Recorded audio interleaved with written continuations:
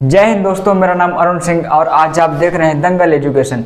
हम लोग आज से स्टार्ट करने वाले हैं क्लास 11th की केमिस्ट्री। जो पहला चैप्टर है some basic concept of chemistry. ठीक है, तो हमारा पहला चैप्टर है some basic concept of chemistry, रसायन विज्ञान के कुछ मूलभूत अवधारणाएं। तो हम लोग आज से स्टार्ट करने वाले हैं क्लास 11th का सिलेबस और कुछ समय बाद हम कोशिश करेंगे कि एक एक वीडियो क्लास 12th की भी हम डालते रहें केमिस्ट्री की। ओके, तो हम लोग देर ना करते हुए आप अपने साथ एक कॉपी और एक पेन लेकर बैठ जाइए और मेरे साथ आप नोट्स बनाते जाइए। ठीक है, तो जितने भी हम यहाँ पर टॉपिक्स सभी पढ़ाएंगे वो आपके बोर्ड एग्जाम के लिए बहुत ही इंपॉर्टेंट होंगे। तो यहाँ से हम सबसे पहले स्टार्ट करते हैं। तो साइंस क्या है? तो हम लोग अगर पहला चैप्टर स्टार्ट कर रहे हैं केमिस्ट्री का, तो हमको तो पहले पता होना चाहिए कि हम यहाँ पढ़ क्या रहे हैं। तो हम लोग पहली बात पढ़ रहे हैं साइंस। और साइंस में क्या पढ़ रहे हैं? साइंस में हम पढ़ रहे हैं रसायन विज्ञान, जिसे हम लोग केमिस्ट्री बोलते हैं। ठीक है, तो सबसे पहले देखते हैं साइंस क्या है। साइंस क्या है? किसी सब्जेक्ट का by serial and proper knowledge he science कहलाता है। ठीक है, जिसे अगर हम हिंदी में अगर बोलना चाहें तो किसी भी सब्जेक्ट का क्रमबद्ध और सुव्यवस्थित ज्ञान ही विज्ञान कहलाता है। तो आपको सभी को विज्ञान की परिभाषा तो सभी को पता ही होगी। तो हम यहाँ पर अपने भाषण में बता दिए हैं कि साइंस क्या है? किसी भी सब्जेक्ट का serial bye serial and proper knowledge he science कहलाता है। ओके, तो हम देखते हैं अब केमिस्ट्री क्या है। केमिस्ट्री क्या है? तो ये केमिस्ट्री तो एक साइंस का पार्ट ही है ना। तो ये जो केमिस्ट्री है वो एक साइंस का पार्ट है। तो हम लोग बोलेंगे chemistry is a part of science. Chemistry is a part of science. और इसको बोल सकते हैं कि to define properties of matter and collision and structure and to define very different changement by its subject। ठीक है, तो इसका कहने का मतलब है, यहाँ पर तो कुछ समझ में आया नहीं होगा। तो यहाँ पर हम बता रहे हैं कि केमिस्ट्री है कि किसी भी द्रव्य पदार्थ का, किसी भी मैटर का, उसके विभिन्न प्रॉपर्टी को, विभिन्न गुणों को ज्ञात करना या फिर उनके बीच होने वाली अभिक्रियाओं का अध्ययन करना। ठीक है, यही क्या कहलाता है? केमिस्ट्री कहलाता है। केमिस्ट्री के अंतर्गत हम देख रहे हैं कि किसी भी मेन पदार्थ, किसी भी मेन मैटर का हम अध्ययन करते हैं, उसके प्रमुख गुणों का अध्ययन करते हैं और उनके बीच होने वाली विभिन्न अभिक्रियाओं का अध्ययन करते हैं। ओके, अब हमको पता है कि अभिक्रियाओं में बहुत सारे चेंजमेंट होते हैं। हीट का चेंजमेंट होता है, एंथैल्पी का चेंजमेंट होता है। ओके, तो हम लोग धीरे धीरे जब आगे पढ़ेंगे तो ये सब कुछ पढ़ेंगे कि एंथैल्पी क्या है और एनर्जी क्या है, हीट क्या है, रिएक्शन में चेंजमेंट होता कैसे है, प्रोडक्ट कैसे बनता है। ठीक है, और रिएजेंट क्या होते हैं। तो आपको इसी वीडियो के माध्यम से धीरे धीरे सब कुछ मिलता रहेगा। ओके, तो हम यहाँ पर समझ चुके हैं साइंस क्या है और केमिस्ट्री क्या है। तो अब हम इसके आगे बढ़ते हैं। अगला टॉपिक है हमारा मैटर।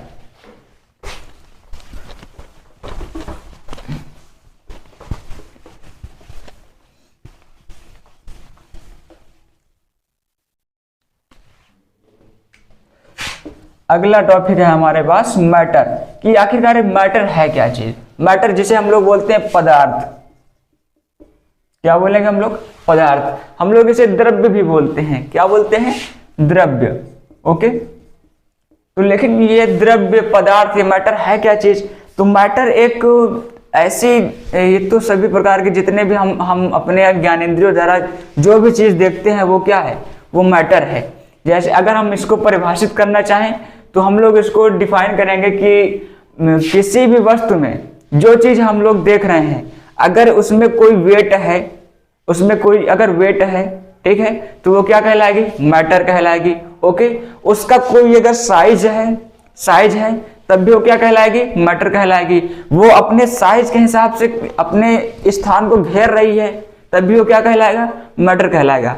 तो हम लोग इसको एक शब्द में बोल सकते हैं, मैटर एक ऐसा एक वस्तु है जिसमें भार होता है और वो अपने आकार के लिए अपना स्थान घेरती है। वो क्या कहलाता है? मैटर कहलाता है। ओके, तो मैटर कई प्रकार के होते हैं। सबसे पहले हम मैटर को दो प्रकार में बांटते हैं। एक तो हम इसको बांटेंगे प्योर सब्सटेंस,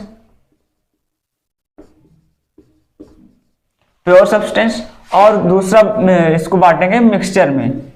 मिक्सचर बोल दो या फिर इसको बोल दो इम्प्योर सब्सटेंस। हम लोग इसको मिक्सचर बोल रहे हैं।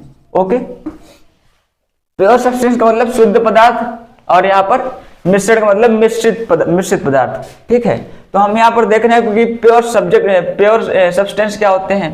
प्योर सब्सटेंस भी हमारे पास दो प्रकार के होते हैं।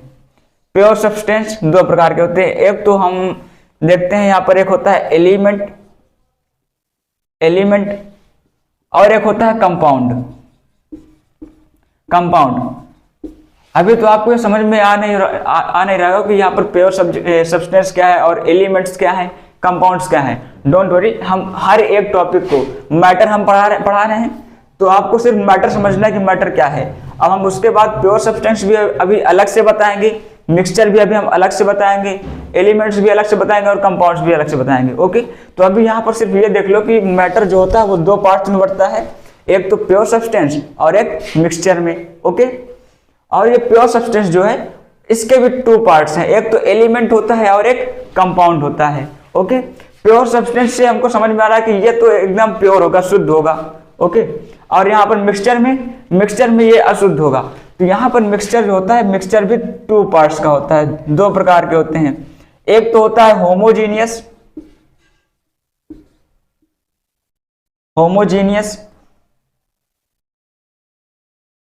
ओके, और एक होता है हेट्रोजीनियस। होमोजीनियस को बोलते हैं हम लोग हिंदी में समांगी, और मिक्सचर है तो इसके आगे लगा दो मिश्रण, तो ये हो जाएगा समांगी मिश्रण। और हेट्रो को बोलते हैं विसमांगी, इसको बोलेंगे विषमांगी मिश्रण। ओके, ये क्या है, समांगी मिश्रण और ये है विषमांगी मिश्रण। इतना क्लियर है? तो आगे बढ़े। देखो आगे हम जब बढ़ेंगे तो यहाँ पर एलिमेंट्स का कोई टाइप नहीं होता, लेकिन कंपाउंड के टू पार्ट तो होते हैं। कंपाउंड के कितने पार्ट होते हैं? टू पार्ट होते हैं। एक तो होता है इनऑर्गेनिक और एक होता है ऑर्गेनिक।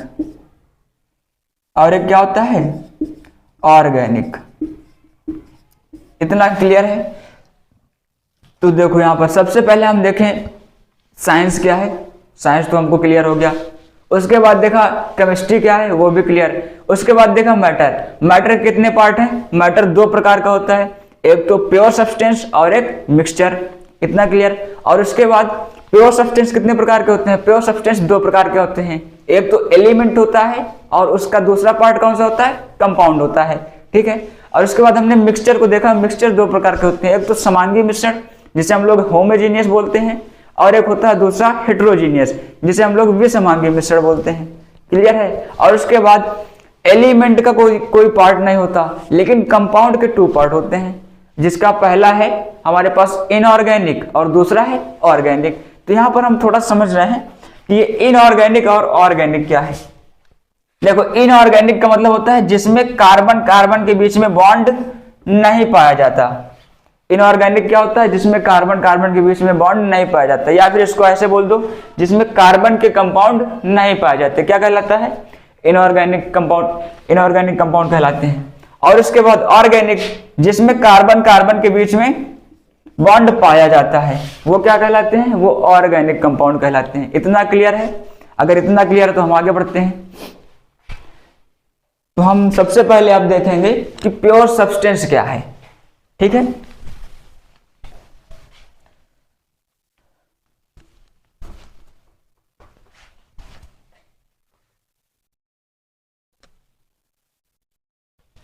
प्योर सब्सटेंस क्या है? देखो यहां पर प्योर सब्सटेंस, इसको हम लोग हिंदी में बोलते हैं शुद्ध पदार्थ।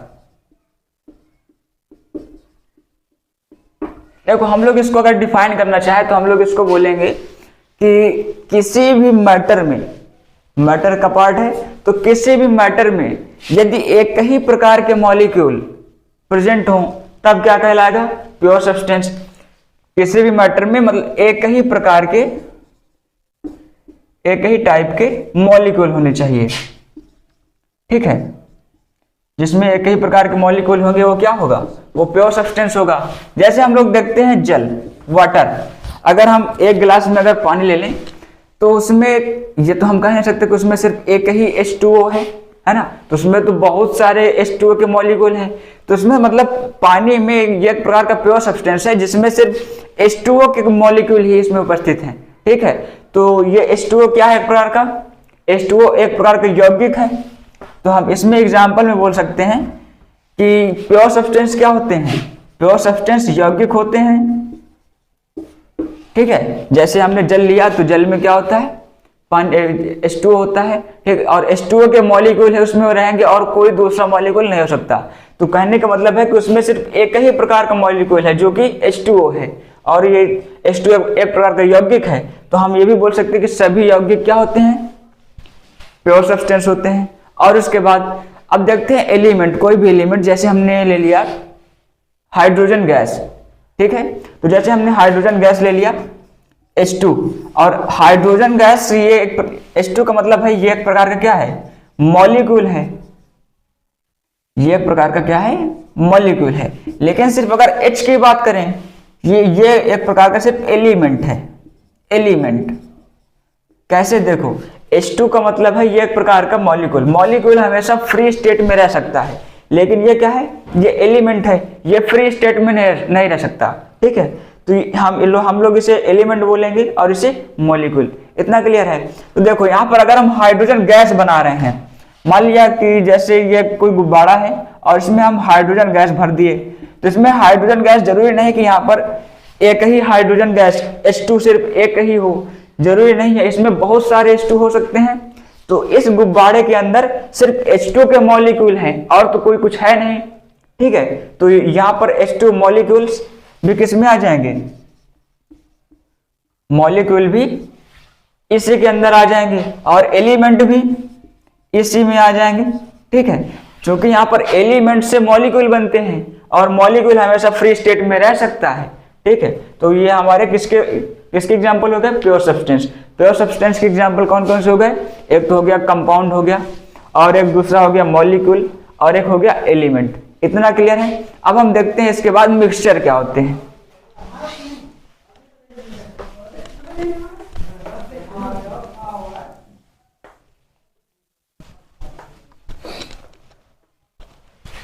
अब हम इसके बाद देखते हैं मिक्सचर, कि आखिरकार मिक्सचर है क्या चीज। मिक्सचर हम लोग इसको हिंदी में बोलते हैं मिश्रण। तो देखो मिक्सचर होता है कि अगर किसी भी पदार्थ में किसी दो या दो से, हम लोग अगर इसको डिफाइन करना चाहे तो हम लोग इसको बोलते हैं किसी दो या दो से अधिक सब्सटेंस के, किसी दो या दो से अधिक सब्सटेंस के मिलने से जो नया मैटर बनता है उसे क्या बोलते हैं, मिक्सचर बोलते हैं। लेकिन यहाँ पर एक बात ये याद रखना कि यहाँ पर ये जो रेशियो होना चाहिए, अगर हमने यहाँ पर जैसे और चीनी, हम यहाँ पर अगर जल के दो मॉलिक्यूल ले रहे हैं, ठीक है, मतलब हमने 2H2O लिया और चीनी का हम एक मॉलिक्यूल ले रहे हैं। एक मॉलिक्यूल अगर हमने किसका लिया, चीनी का लिया, तो यहाँ पर जरूरी नहीं कि यहाँ पर हम दो ही लें और एक ही लें, मतलब यहाँ पर रेशियो का कोई डिफरेंस नहीं है। जरूरी नहीं कि हम यहाँ पर वाटर के दो मॉलिक्यूल लें और चीनी के एक मॉलिक्यूल लें, हम इसके बेस भी ले सकते हैं और हम इसके दो ले सकते हैं, कुछ भी ले सकते हो। तो कहने का मतलब है कि यहाँ पर रेशियो का कोई इफेक्ट नहीं पड़ता। तो मिश्रण में दो या दो से अधिक पदार्थों को किसी भी अनुपात में, किसी भी रेशियो में मिलाने पर जो नया सब्सटेंस बनता है वो क्या कहलाता है, वो मिक्सचर कहलाता है। इतना क्लियर है। मिक्सचर अगर समझ में आया तो हम मिक्सचर के थोड़ा टाइप देख लेते हैं। मिक्सचर तो दो प्रकार के होते हैं, एक तो होता है होमोजीनियस और एक हेट्रोजीनियस। तो हम पहले देखते हैं होमोजीनियस क्या है। सबसे पहले इसमें देखेंगे होमोजीनियस। होमोजीनियस हम लोग इसको बोलते हैं समांगी मिश्रण, और एक दूसरा होता है हेट्रोजीनियस। हेट्रोजीनियस जिसे हम लोग बोलते हैं विषमांगी मिश्रण। इतना क्लियर है। तो यहां पर देखो होमो से हमको पता चल रहा है कि होमो का मतलब होता है एक और हेट्रो का मतलब होता है बहुत सारे, ठीक है। तो यहां पर देखो होमोजीनियस समांगी मिश्रण, जिसमें अगर कोई हम सब्सटेंस मिला रहे हैं, जैसे हम बोल दें जल और चीनी, इन दोनों का मिश्रण, अगर हम इन दोनों को मिला दें, घोल दे कायदे से, हमने एक गिलास में पानी लिया और उसमें 4 चम्मच हमने चीनी डाल दिया और उसको डालने के बाद थोड़ा सा हिला दिया और आपस में घुल गई, ठीक है। जब घुल गई तो हम उसको देखेंगे कि उसमें हमको सिर्फ एक लिक्विड नजर आएगा और हमको उसमें चीनी का कोई भी मात्रा नहीं समझ में आएगा कि इसमें चीनी पड़ी है या नहीं, ठीक है। तो इसमें जो चीनी है उसी जल में घुल गई, तो इसका मतलब अब वो क्या बन गया, एक प्रकार का सिर्फ लिक्विड बना। और लिक्विड कैसा है, होमो, सिर्फ उसमें सिर्फ एक ही लिक्विड है, होमो मतलब एक। अब वो एक ही लिक्विड बचा और हम लोग उसे क्या बोलेंगे, समांगी मिश्रण बोलेंगे, जिसे हम लोग होमोजेनियस बोल सकते हैं, ठीक है। तो यहाँ पर एग्जाम्पल में आ सकता है, जल और चीनी के मिश्रण को हम लोग शरबत बोलते हैं, है ना। यहाँ पर शरबत हो सकता है, या फिर चीनी और नमक का मिश्रण, ये भी तो हो सकता है, ओके। अब आप कुछ भी देख सकते हैं, इतना क्लियर है। तो समांगी मिश्रण में हम लोग अगर डिफाइन करना चाहें तो हम लोग ये बोल सकते हैं कि किसी दो या दो से अधिक पदार्थों को किसी भी अनुपात में मिलाने पर हम उन पदार्थों को पुनः अलग ना कर सकें तो उसे क्या बोलेंगे, उसे हम बोलेंगे होमोजीनियस मिश्रण बोलेंगे। लेकिन यहाँ पर विसमांगी मतलब हेटेरोजीनियस में जस्ट इसका अपोजिट होता है। तो यहाँ पर हमने एक शब्द का नाम लिया कि यहाँ पर हम किसी भी सब्सटेंस को अलग ना कर सकें, लेकिन यहाँ पर हम इसमें डिफिनेशन में थोड़ा सा अंतर करेंगे कि यहाँ पर सभी सब्सटेंस को हम अलग कर सकते हैं। कैसे, जैसे एग्जाम्पल के थ्रू देख लो कि हमने एक पानी लिया, जल लिया और हमने उसमें डाल दिया बालू, ठीक है। एक गिलास में हमने पानी लिया और उसमें हमने बालू डाल दिया, क्या उसमें घुलेगी, नहीं घुलेगी।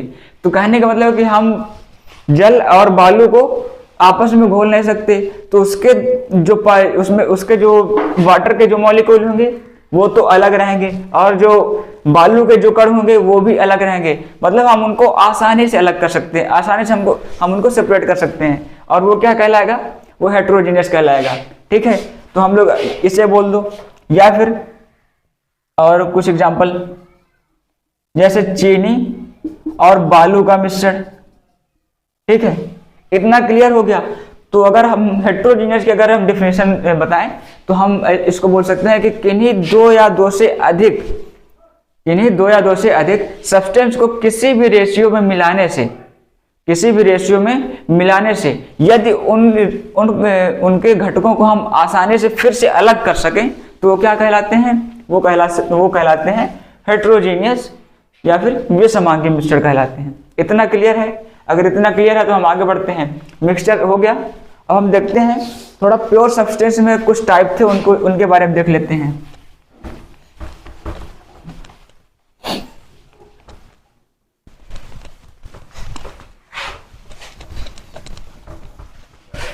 प्योर सब्सटेंस हो गया था, हम उसमें देखने वाले थे अब एलिमेंट, कि एलिमेंट आखिरकार क्या होते हैं। एलिमेंट नाम सुना होगा, देखो जैसे कोई मेंडलीव की पीरियोडिक टेबल आपने देखा होगा। मेंडलीव की पीरियोडिक टेबल में बहुत सारे लगभग 118 एलिमेंट हैं, ठीक, वो सभी एलिमेंट कहलाते हैं। अब देखो अगर हम एलिमेंट को डिफाइन करना चाहें तो हम इसको बोल सकते हैं कि कोई ऐसा मॉलिक्यूल, कोई ऐसा सब्सटेंस जिसमें सिर्फ एक ही प्रकार का सब्सटेंस उपस्थित हो, वो क्या कहलाएगा, वो एलिमेंट कहलाएगा। जैसे बोल दो हाइड्रोजन H, इसमें क्या है, इसमें सिर्फ H ही है और इसमें कोई दूसरा सब्सटेंस नहीं मिला, तो ये क्या कहलाएगा, ये कहलाएगा हमारे पास एलिमेंट, ठीक है। एग्जाम्पल में क्या हो गया, हाइड्रोजन। या फिर बोल दो सोडियम, ये भी क्या है, एक प्रकार का एलिमेंट, इसमें सिर्फ सोडियम है और इसमें कोई दूसरा सब्सटेंस नहीं मिला हुआ है। और बोल सकते हो ऑक्सीजन, कार्बन, नाइट्रोजन, जो भी आप बोल दो। 118 एलिमेंट है, उसमें से तुम किसी का भी नाम ले सकते हो, ठीक है, एटसेट्रा। ये क्या है, हमारे एलिमेंट हैं। इतना क्लियर है? अब हम देखते हैं आगे कंपाउंड। कंपाउंड क्या होते हैं? जिसे हम लोग हिंदी में बोलते हैं यौगिक। आखिरकार यौगिक है क्या चीज? देखो कंपाउंड क्या होते हैं, हम मिक्सचर के बारे में देखे थे, मिक्सचर के बारे में देखे थे, ठीक है। वहां पर हमने डिफिनेशन बताई थी कि किन्हीं दो या दो से अधिक सब्सटेंस को किसी भी अनुपात में मिलाने पर जो सब्सटेंस बनता है उसे क्या बोलते हैं, उसे मिक्सचर बोलते हैं। लेकिन यहाँ पर थोड़ा डिफरेंट है, यहाँ पर हम दो या दो से अधिक सब्सटेंस को मिलाएंगे, ये तो बात सही है, लेकिन हम इनको एक निश्चित एक कंटेंट रेशियो में मिलाएंगे, ठीक है।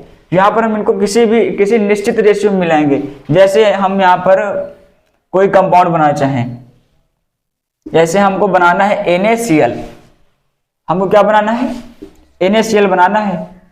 तो हम NaCl में हम Na का एक मॉलिक्यूल और इसमें क्लोरीन का एक मॉलिक्यूल, ठीक है। जब हम इन दोनों NaCl में Na का एक मॉलिक्यूल होगा और Cl का एक मॉलिक्यूल होगा, तो कहने का मतलब इन दोनों का रेशियो क्या होगा, 1:1। मतलब इनका रेशियो 1:1 ऑलवेज होगा, इसमें डिफरेंस नहीं हो सकता कि इसका हम रेशियो यहाँ पर 2 कर दें, यहाँ पर 1 कर दें, ये हमारे मन की नहीं है, ठीक है। तो समझ में आया कि यौगिक क्या है? हम किसी दो या दो से अधिक तत्वों को, किसी भी दो या दो से अधिक तत्वों को एक निश्चित रेशियो में मिलाने पर जो नया सब्सटेंस बनता है उसे क्या बोलते हैं, उसे बोलते हैं कंपाउंड। इतना क्लियर है? एग्जाम्पल के लिए देखो NaCl हो गया और Na2SO4 हो गया। Na2SO4 में देखो यहाँ पर सोडियम के 2 मॉलिक्यूल हैं और SO4 का 1 मॉलिक्यूल, तो इसका रेशियो 2:1 हो गया। और देख लो HCl में हाइड्रोजन का 1 मॉलिक्यूल और Cl का 1 हो गया। H2O में हाइड्रोजन के 2 मॉलिक्यूल और ऑक्सीजन का 1। इतना क्लियर हो गया। यहाँ पर हम देख लिए हैं एलिमेंट, कंपाउंड, और हमने मैटर भी देख लिया है। तो कंपाउंड के भी कुछ पार्ट थे, तो पहले हम उनको देख लेते हैं। कंपाउंड्स के 2 पार्ट थे।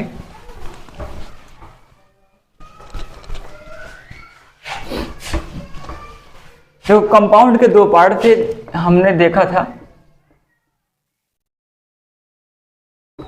इसके 2 पार्ट। एक तो हमने देखा था कि इनऑर्गेनिक, और इसके बाद देखा था हमने ऑर्गेनिक, ठीक है। तो इनऑर्गेनिक और ऑर्गेनिक क्या है, हमने अभी थोड़ा सा बताया, हिंट दिया था कि इनऑर्गेनिक क्या होते हैं। इनऑर्गेनिक कंपाउंड, यहां भी कंपाउंड लगा दो। देखो इनऑर्गेनिक कंपाउंड क्या होते हैं, जिनके अंदर कार्बन के बीच में बॉन्ड नहीं पाया जाता, वो क्या कहलाते हैं, वो इनऑर्गेनिक कंपाउंड कहलाते हैं। लेकिन ऑर्गेनिक कंपाउंड में क्या होता है, जिनके अंदर कार्बन के मध्य बॉन्ड पाया जाता है, उसे क्या बोलते हैं, उसे बोलते हैं ऑर्गेनिक कंपाउंड। इसमें एग्जांपल देख लो, एग्जांपल जैसे NaCl। बात कर रहे हैं कंपाउंड की, तो हम सिर्फ कंपाउंड ही लेंगे, ठीक है। तो कंपाउंड क्या है, एक NaCl, यहाँ पर कोई कार्बन मौजूद है, नहीं मौजूद, ये Na है सोडियम और ये Cl क्लोरीन है, तो यहाँ पर कोई कार्बन के बीच में बॉन्ड नहीं है, तो ये क्या कहलाएगा, इनऑर्गेनिक कंपाउंड। और एक देखो CaCO3, तो यहाँ पर तुमको एक कार्बन मौजूद, समझ में आ रहा होगा। लेकिन यहाँ पर हम बोले थे कार्बन के मध्य बॉन्ड बनना चाहिए, लेकिन यहाँ पर जो बॉन्ड बन रहा है वो Ca और कार्बन के बीच में बॉन्ड बन रहा है। इतना क्लियर है? तो यहाँ पर ये CaCO3 भी किसका एग्जाम्पल है, ये भी इनऑर्गेनिक का एग्जाम्पल है, ठीक है। और इसके बाद अगर देखना चाहो तो HCl हो गया, Na2SO4 हो गया। अब आगे यहाँ पर जो भी ले लो, लेकिन इसमें कार्बन के बीच में बॉन्ड नहीं होना चाहिए। इतना क्लियर है? अब ऑर्गेनिक में देख लो, ऑर्गेनिक में कोई भी एग्जाम्पल लो, लेकिन उसमें कार्बन के बीच में बॉन्ड होना चाहिए। कैसे? देखो C2H4, इसका अगर स्ट्रक्चर बनाना चाहो तो ये कुछ ऐसा बनेगा, डबल बॉन्ड, ठीक है। देखो यहाँ पर कार्बन के बीच में डबल बॉन्ड है, बॉन्ड होना चाहिए। बॉन्ड चाहे सिंगल बॉन्ड हो, चाहे डबल बॉन्ड हो, चाहे ट्रिपल बॉन्ड हो, बॉन्ड होना चाहिए, लेकिन कार्बन के बीच में, ठीक। तो इसका एग्जांपल क्या हो गया, C2H4, और आगे बोल दो CH3 COOH, यहाँ भी कार्बन कार्बन के बीच में बॉन्ड पाया जाता है। CH3 CHO, ठीक है। C2H5OH, ये भी क्या है, ये ऑर्गेनिक कंपाउंड है। तो ऑर्गेनिक कंपाउंड आपको समझ में आ गए होंगे। अब हम इसके बाद थोड़ा देखेंगे इसके आगे के बारे में, थोड़ा कंजर्वेशन लॉ है, उनको हम अगले वीडियो में देखेंगे। तो वीडियो देखने के लिए थैंक यू।